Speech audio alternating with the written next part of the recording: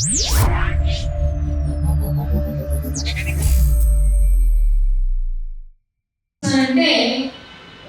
పెద్ద ఎత్తున ఉపయోగించిన గణేష్ మండపాలు చూస్తాం. రాజ్యాంగ వైపు వెళ్తారో లేదో కానీ ఆ మండపాన్ని చేసి తీసుకోవడంలో వారి పోటీ, వారి ఉద్యమ స్పిరిట్ ఆశ్చర్యం వేసింది. అంటే దాదాపు నెల నుంచి అన్నం నీళ్ళు తినకుండా, ఇంట్లో ఉండకుండా యువత ఆ మండపాన్ని చేసి తీసుకోవడం, ఆధిపత్యాన్ని సాధించడం అరే వండర్ఫుల్గా అనిపించింది నాకు. అంటే నేను వాళ్ళని తప్పు పట్టడం కాదు, కానీ ఆ చైతన్యాన్ని మనం కనుక మనసగలిగితే it is really very tough subject. మనసగలిగితే ఎట్లుంటుందా అన్న ఆలోచన కూడా ఒకటి వచ్చింది. అంటే ఎక్కడ మనం మిస్ అవుతున్నాం అంటే ఇవాళ మోడీ అనబడేటువంటి ఒక ఫేక్ ప్రైమ్ మినిస్టర్, నేను మీడియాలో మాట్లాడుతున్నా, ఫేక్ ప్రైమ్ మినిస్టర్. ఎందుకంటే నా ప్రైమ్ మినిస్టర్ ఇంతవరకు ఆయన ఎడ్యుకేషన్ క్వాలిఫికేషన్గా ధృవీకరించిన పత్రాలని ఒక సిటిజన్గా నాకు చూపించలేదు. కాబట్టి I call him a fake prime minister. Yes, so ఆ బాధ్యతను ఆయన మర్చారు కాబట్టి నేను ఆయన అలాగే పిలుస్తాను అని ఆ ప్రశ్నలు మనం ఎదుర్కోలేకపోతున్నాం. ఈ యువత, ఈ ఉద్యమ స్ఫూర్తితో ముందుకొస్తున్న యువత ఇలాంటి ప్రశ్నలతోటి, ఇలాంటి చైతన్యంతో ముందుకు రావాలన్నది నాకు అనిపించేటువంటి చాలా చాలా ఇంపార్టెంట్గా అనిపించేటువంటి విషయం. అయితే ఇవాళ ఒక విషయం ఏం చెప్పదలుచున్నా అంటే ఇదే గ్యాదరేషన్లో ఈ ప్రెస్ క్లబ్లు, ఇంకా మిగిలిన ప్రెస్ క్లబ్లు, ఇంకా కూడా కొన్ని మీటింగ్స్ కండక్ట్ చేస్తూ ఏం చేస్తున్నారంటే మహిళా ఉద్యమం చేస్తున్నారు. మహిళల మీద జరుగుతున్నటువంటి దాడుల గురించి సీరియల్గా చేస్తున్నారు. అలాగే వికలాంగులు, దివ్యాంగులు అంటారు కదా, దివ్యాంగుల అంశాల మీద, హక్కుల అంశాల మీద, ఉద్యోగస్తుల యొక్క హక్కుల మీద, అలాగే అనేక రకాలైనటువంటి ధరలు, పెరిగిపోతున్న ధరలు, అన్ని అంశాల మీద ఉద్యమాలు జరుగుతూనే ఉన్నాయి.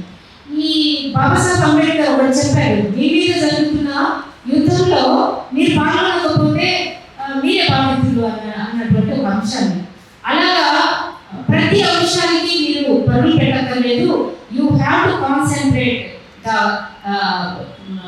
మాస్టర్ కీ అన్న కాల్చి వడబోసిన ఆయన అనుభవంతో మనకు ఒక మాస్టర్ కీ ఫార్ములాని ఇచ్చారు. సో ఆ మాస్టర్ కీ ఫార్ములా తుంగలో తొక్కబడింది ఇక్కడ.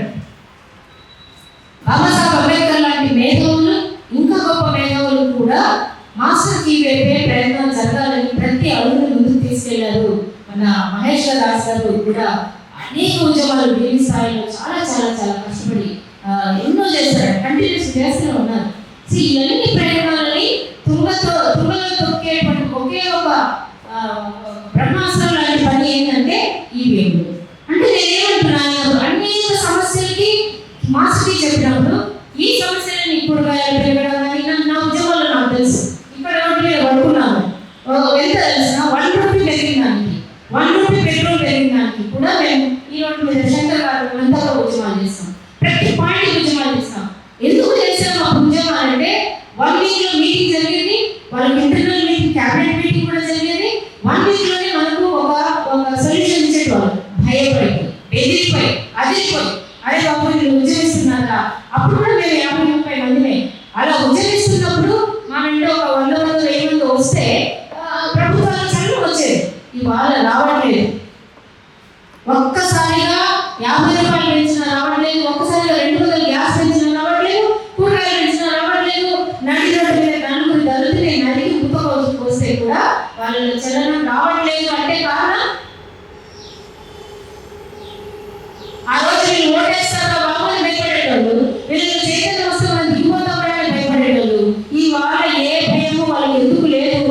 చంపుకుంటూ, నరుకుంటూ, శాసనాలు చేసుకుంటూ, దుస్సాహనాలు చేసుకుంటూ, సింబల్ స్థాపించుకుంటూ, ప్రజాస్వామ్య రాజ్యంలో సింబల్ స్థాపించుకుంటూ కూడా సన్యాసుల్ని పార్లమెంట్ తీసుకొచ్చి ప్రారంభోత్సవాలు జరుపుకుంటూ కూడా ఇవాళ అంతరిక్షయంలో ప్రయోగాలు కూడా పూజ పురస్కారాలతో చేస్తూ ప్రజాస్వామ్య తుంగలో తొక్కుతున్నటువంటి పరిస్థితుల్లో కూడా వాళ్ళ ధైర్యం ఒకటే, ఈవీఎం మంత్రం. ఈవీఎం యొక్క మంత్రంతో వాళ్ళు ఇవాళ మనం కూడా సాధించగలుగుతున్నారు. ఆ రోజు అన్ని రకాల సమస్యలు ఎప్పుడైతే మాస్టర్కి అన్నది బాబాసాహెబ్ అంబేద్కర్ గారు మనకు సూచించారు, ఈ వాళ్ళ ఉన్న ప్రతి ప్రజా ఉద్యమానికి, ప్రజల కష్టానికి, దురాగతాలకి, రాజ్యాంగ పరిరక్షణకు మనం చేయవలసింది ఈవీఎం ఉద్యమమే మనం చేయాలి. అది ఇవాళ చేయాలి, రేపు చేయాలి, ఈ ఢిల్లీ కుసాల కూడా చేయాలన్నది వినమ్రంగా నేను చెప్పుకుంటున్నటువంటి విన్నపం. అందుకనే ఎక్కువ టైం కూడా లేదు కాబట్టి